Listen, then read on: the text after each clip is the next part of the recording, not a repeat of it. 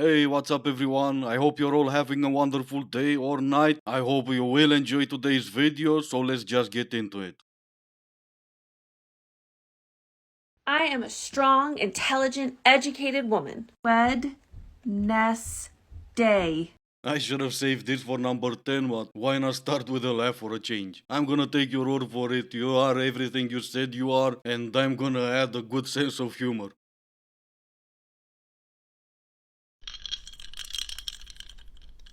I put up something on my Instagram being like, ask me questions and I'll let you know if I think this is cheating. And I actually ended up getting so many. Let me just say though, I'm a little bit crazy, okay? I'm not one of those chill girls. This one is controversial, but following other girls on Instagram that he doesn't know and liking their pictures.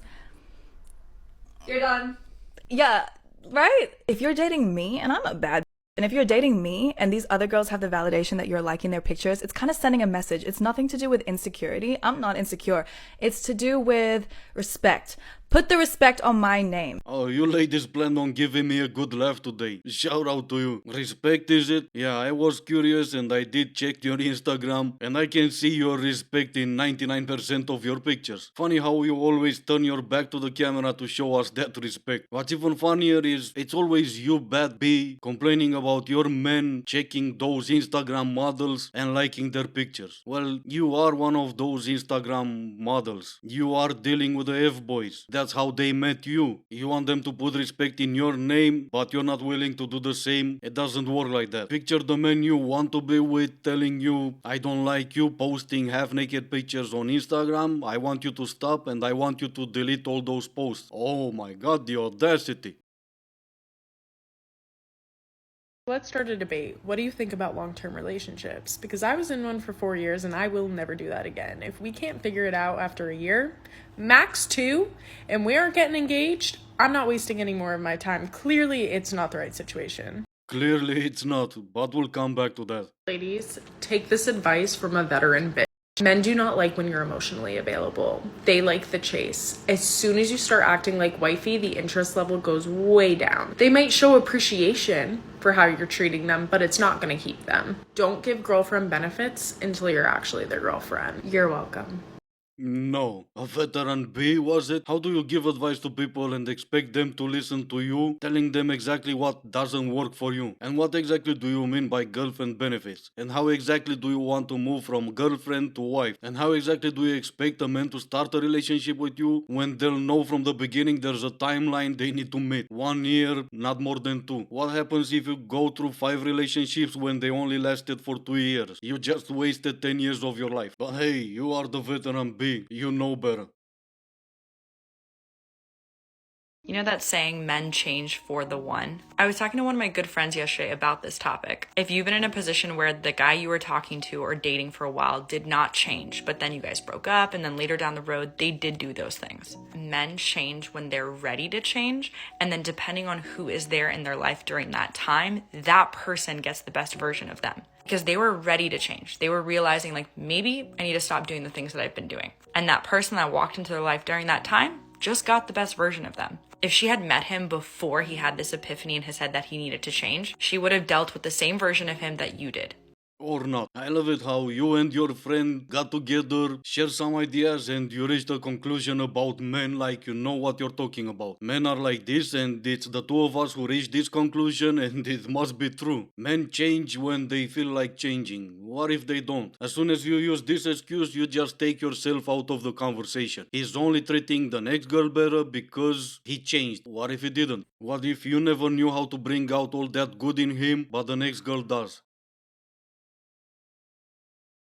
This is going to sound bitter and petty, and it is a little bit, so if you like my more evolved content, keep scrolling. Something I've encountered lately in dating is that I've changed my age range on apps to include men in their 40s. And the thing I've noticed is that men who have blown it and are now in their mid-40s think that 30-year-old women are going to redeem them. So the thing I always want to know, especially if they have kids, is like, what's your relationship like with either your ex-wife or the mother of your children? And I find that men get really dodgy when I ask those questions. I think they think a 30-year-old woman doesn't know to ask those questions. So my question for men is like, what do you think this is? You go through life causing destruction in the lives of women Take no accountability for it, but continue to date women who you don't think will challenge you or force you to take accountability. If you're a 30-year-old woman who is considering dating older men, I encourage you to ask those questions. You aren't exempt from his destruction. He just thinks you're too young to ask the right questions. Fair enough, Braveheart. Maybe you should try men in their 50s. Obviously, we're changing everything we knew about age, and now a woman in her 30s is considered a young woman. What if that man never had kids? What should a young woman in her 30s ask in that scenario? No, men still bad. No, I get it, but maybe broaden your horizon for a second. Go with all men bad like everyone else, and then maybe just leave us alone. Obviously, from what we've known so far, you've tried 2 generations of men, and they're all bad. It can never be you, obviously, and no, I get that, but maybe just leave us alone. The biggest slay of my life, the thing that I'm most thankful for, it really worked out, is that I'm attracted to nerds with golden retriever energy. And most nerds with golden retriever energy are attracted to scary black cat energy. And so we've just been rocking together since the dawn of time. Also, usually they're emotionally unavailable and are just married to their work. I'm emotionally unavailable because I'm too busy being insane. They love the insanity. I love the work ethic. I'm good with them.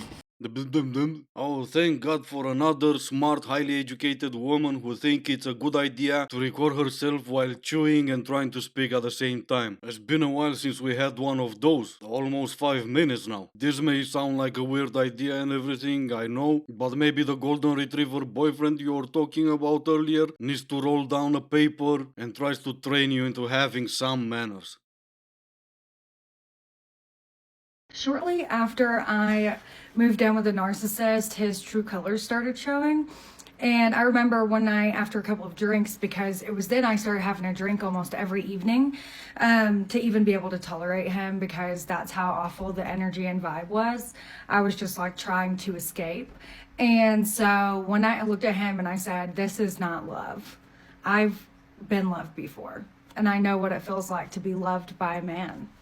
And this is not it." And he goes, "What are you saying?" And I'm like, "Well, I'm saying that you don't love me, and I can tell. I feel it." And then the next day, he just pretended like that conversation never happened. But I know that he knew. And usually narcissistic people think their victims and targets are very weak.